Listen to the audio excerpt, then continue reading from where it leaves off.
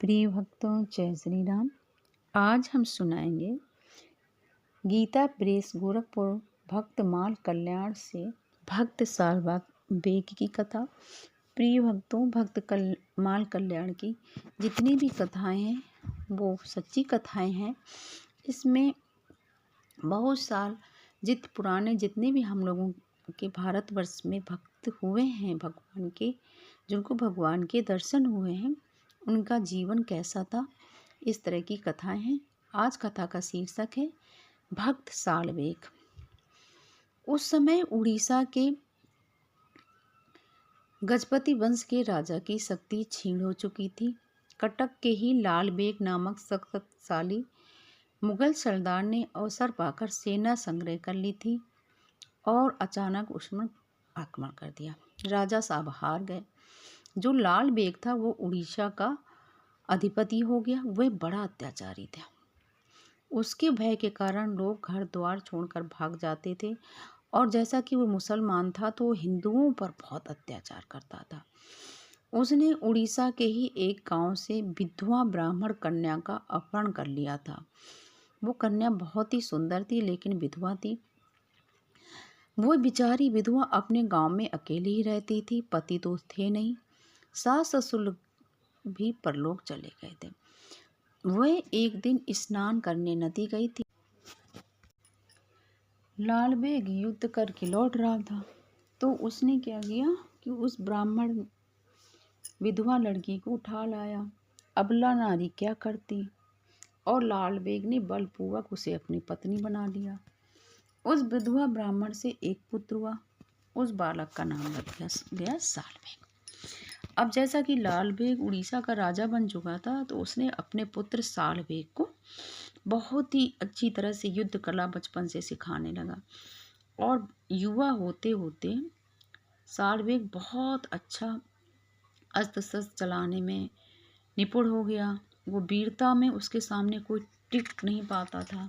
उससे जो कोई युद्ध करता था वो हार जाता था। उसके पास बल कौशल बहुत था। एक बार क्या हुआ, किसी राज्य के राजा ने उड़ीसा में आक्रमण कर दिया तो लाल बेग ने अपने बेटे को भेजा युद्ध करने के लिए। तो साल बेग ने इतने अच्छे से युद्ध कर दिया कि पराजय हो गई उसके दूसरे राज्य की सेना। लेकिन किसी सैनिक ने पीछे से उसके सिर में तलवार मार दी तो उसके सिर घाव हो गया साल बेग के। साल बेग बहुत वीर था और लाल बेग उसको मानता भी था। साल बेग को जब महल में लाया गया तो उसकी बहुत ही हालत खराब थी क्योंकि सिर में पीछे से उसका सिर आधा कट गया था। लाल बेग ने बहुत अच्छे से उसके बड़े बड़े चिकित्सक बुला के उसकी सेवा करवाई, उसका उपचार करवाया, लेकिन वो ठीक होने का नाम ही नहीं ले रहा था। अब लाल बेग अपने बेटे के कम खोज खबर रखने लगा। तो जैसा कि संसार होता है, सब स्वार्थ के संबंधी होते हैं। जब लाल बेग ने उसके पिता ने उसकी उपेक्षा करनी शुरू कर दी, वो आता ही नहीं था बहुत दिन तक। देखते तो जो सेवादार थे, नौकर चाकर, वो भी अब कमाने लगे। अब साल बेग को लगा कि क्या ये दुनिया संसार स्वार्थ का होता है कि जब तक मैं बहुत ही अच्छा से युद्ध करता था, लोगों को हरा देता था, तो सब लोग, मेरे पिता मेरी बहुत ही देखभाल करते थे, मुझसे प्रेम करते थे। आज मैं जब बिस्तर में महीनों से लेटा हूँ तो अब पिता भी नहीं आते और पिता की उपेक्षा देखकर अब नौकर चाकर भी नहीं आते। अब साल बेग का कष्ट बहुत बढ़ गया था क्योंकि घाव बहुत ही पक रहा था। एक दिन वह अपने जीवन से निराश हो गया। उसने अपनी माँ से कहा, माँ, मैं मरना चाहता हूँ। मैं जितनी मेरी ज़िंदगी में गलतियाँ हुई हैं मुझे क्षमा करना। माँ, एक माता ही दिन रात अपने बेटे के पास बैठी रहती थी। माता ने रो कर कहा, बेटा, मैं तो एक दासी हूँ। तेरे पिता ने मेरा सर्वस्व लूट कर मेरी उपेक्षा कर दी। मैं एक ब्राह्मण कन्या हूँ और तुम्हारे पिताजी मुसलमान हैं और मुझे ज़बरदस्ती अपहरण करके मेरे साथ विवाह किया। बेटा, मैं सनातन धर्म से हूँ। मुझे भगवान पर, ईश्वर पर विश्वास है, लेकिन आज जब से इस महल में आई हूँ तो मैंने कभी भगवान का नाम नहीं सुना। बेटा, तू मेरा बेटा है, ब्राह्मणी का पुत्र है, तूने मेरे गर्भ से जन्म लिया है। मैं तुझे एक बहुत ही अच्छी बात बताती हूँ, तू भगवान की शरण हो जा। तू भगवान की जब शरण होगा तो वे नंद नंदन तेरा सारा कष्ट दूर कर देंगे। और मैं बेटा इतना विश्वास से कहती हूँ कि वो गोविंद भगवान तेरे सिर का घाव भी ठीक कर देंगे। पुत्र ने पूछा, माँ ऐसा कैसे हो सकता है? इतने चिकित्सक, इतने आयुर्वेदाचार, बड़े बड़े लोग मेरा रोग नहीं ठीक कर पा रहे हैं, तो वो तेरे भगवान कैसे करेंगे? माँ ने कहा, बेटा मैं तुझे भगवान कृष्ण की पूरी कथाएं सुनाती हूँ, जिससे तेरा उनमें विश्वास बढ़े। और उनकी माता ने कृष्ण भगवान के जन्म से लेकर के कंसवध और पूरी और भी बहुत ही अच्छी अच्छी कृष्ण भगवान की मनोहारी कथा सुनाई। अब साल बेग का मन पूरी तरह से भगवान में लग गया और उसने माता ने कहा कि तू अनवरत यानी निरंतर श्री कृष्ण नाम का जप किया कर, उनसे प्रार्थना कर। श्री कृष्ण भजन का मूल विश्वास है। तू मन में किसी प्रकार का ये संशय मत आने दे कि मुझे भगवान के दर्शन होंगे या ना होंगे, मेरा रोग दूर होगा कि नहीं होगा। इस प्रकार संदेह करेगा तो तेरे भजन का कोई लाभ नहीं होगा। तू ये विश्वास करती हुई भगवान का नाम जप कर कि भगवान श्री कृष्ण तुझे दर्शन देंगे, तेरे रोग सुख दूर करेंगे और तू निरंतर नाम जप कर 12 दिन में वे तुझे अवश्य दर्शन देंगे। साल बेग ने अब नेत्र बंद कर लिए। अब उसकी जीभ अविरम निरंतर कृष्ण कृष्ण कृष्ण कृष्ण का जाप करने लगी। भगवान नाम की अतुल शक्ति से अब उसका बाह्य ज्ञान लुप्त हो गया। अब उसके हृदय में भगवान की झांकी प्रकट हो गई। उसने लगा कि उसके जैसे कि बंसी लिए हुए छोटे से भगवान कृष्ण खड़े हैं, मोर पंख है। वृंदावन, उसको जब भगवान के नाम जब करता था तो उसे वृंदावन के दर्शन होने लगे। अब उसके आंखों से निरंतर आंसू बहने लगे। देखते देखते 11 दिन बीत गए।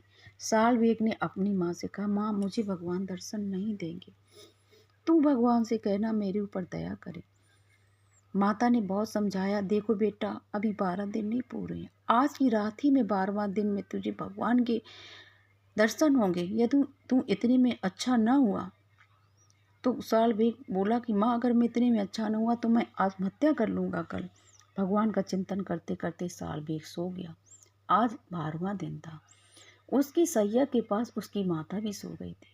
साल बेग ने सोते सोते स्वप्न में देखा कि उसके सिरहाने बाल मुकुंद वेश में भगवान खड़े और कह रहे हैं, बेटा साल बेग ले ये विभूति अपने घाव पर लगा दे, इससे तेरा घाव अच्छा हो जाएगा। देखो मुझे भूल मत जाना, जिससे जान तेरा भवरोग भी दूर हो गया। जो सच्चे मन से किसी भी उद्देश्य से मुझे भजता है, मुझे इस लोक और परलोक के दुखों से, सारे दुखों से छुड़ा देता हूँ। स्वप्न में ही साल बेग ने भगवान के हाथ से विभूति लेकर अपने मस्तक और शरीर पर लगा दी। सहसा वह भगवान की मूर्ति अदृश्य हो गई। साल बेग की निद्रा टूट गई। जगते ही साल बेग मारे आनंद के चिल्ला पड़ा, माँ माँ माँ उठो, देखो देखो मुझे श्री कृष्ण भगवान ने दर्शन दिए। देखो माँ मेरे सिर में घाव ही नहीं है, मेरे कोई दर्द नहीं है, मैं तो पूरी तरह से ठीक हो गया हूँ। माँ मेरे शरीर में जो इतना दुबला पतला था, मेरे शरीर में तो बहुत ही ताकत आ गई है। माता से साल बेग मारी खुशी के लिपट गया। हर्ष में कह रहा था, माँ आज मैं मान गया, तेरी बात सच्ची है, भगवान होते हैं, सब दुख दूर करते हैं, भक्तों का कष्ट दूर करते हैं। अब माँ मुझे आशीर्वाद दे कि माँ मैं इस महल में अब नहीं रहूँगा, मैं बाहर जाके वृंदावन जाऊँगा और श्री कृष्ण भगवान का जीवन भर भजन करूँगा और सब जगह उनकी भक्ति का प्रचार करूँगा। अब माँ भी बहुत प्रसन्न हो गई कि बेटा तेरे जैसे पुत्र को पाकर मैं खुश हो गई, मेरा जीवन सार्थक हो गया। लेकिन उनको कभी भूलना मत, मन में उनको सदा जागृत रखना और जिह्वा से उनके नाम लेते रहना। माता की आज्ञा लेकर साल बेग सीधे जगन्नाथपुरी और वृंदावन धाम पहुँचे। वहाँ कुछ दिन रहकर वे दक्षिण भारत की ओर चले गए। उनके जाने के बाद, साल बेग के जाने के बाद उनकी माता को भी किसी ने भी लाल बेग के महल में नहीं देखा। माता और पुत्र का मिलन तो भगवान के उस नित्य गोकुल धाम में ही हुआ होगा। वहां जाने पर फिर कभी वियोग नहीं होता। भक्तों, ये भक्त माल कल्याण की सच्ची कथा है, भक्त साल बेग की सच्ची कथा है। हम लोग भी भगवान को निरंतर विश्वास करके पुकारें और अपने कष्टों और दुखों को दूर करने की प्रार्थना करें तो भगवान हमारे समस्त कष्टों को दूर करते हैं। बोलिए जय श्री राम, बोलिए जय श्री कृष्ण। राधे।